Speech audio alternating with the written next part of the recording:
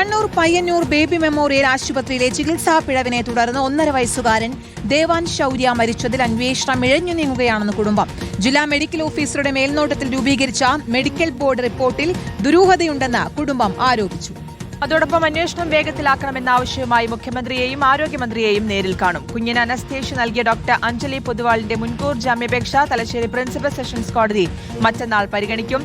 VS രഞ്ജിത്തുണ്ട് വിശദാംശങ്ങൾ നൽകാൻ. VS Ranjith, എന്താണ് കുടുംബം പറയുന്നത്? ഇങ്ങനെ ഒരു ആശങ്കയ്ക്കുള്ള കാരണം എന്താണ്? ഒരു ദുരൂഹത എന്തുകൊണ്ടാണ് ആരോപിക്കുന്നത്?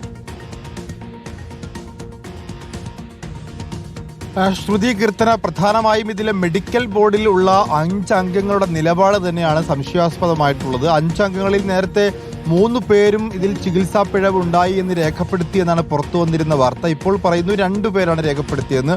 ഒരാൾ അഭിപ്രായം രേഖപ്പെടുത്തിയിട്ടില്ല എന്നും ഒരാൾ ചികിത്സാ പിഴവില്ല എന്ന് രേഖപ്പെടുത്തി എന്നുമുള്ളതാണ് നമുക്ക് മനസ്സിലാക്കാൻ സാധിക്കുന്നത്.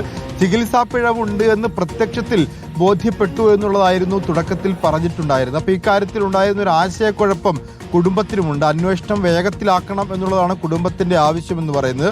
ഇക്കാര്യം ആവശ്യപ്പെട്ട് ആഭ്യന്തരമന്ത്രിയെയും അതുപോലെ തന്നെ മുഖ്യമന്ത്രിയെയും ഒക്കെ കുടുംബം കാണാനിരിക്കുകയാണ്. 1.5 വയസ്സുകാരന്റെ വളരെ ദാരുണമായ അന്ത്യം അത് അനസ്തേഷ്യ നൽകിയതിന് മൂലമുണ്ടായിട്ടുള്ള ഒരു ആഫ്റ്റർ എഫക്റ്റ് ആണ് എന്നുള്ളതാണ് ഇപ്പോൾ വിലയിരുത്തപ്പെടുന്നത്. അനാവശ്യമായി അനസ്തേഷ്യ നൽകി എന്നൊരു വിലയിരുത്തൽ മെഡിക്കൽ ബോർഡിനുണ്ട് എന്നും മനസ്സിലാക്കാൻ സാധിക്കുന്നു.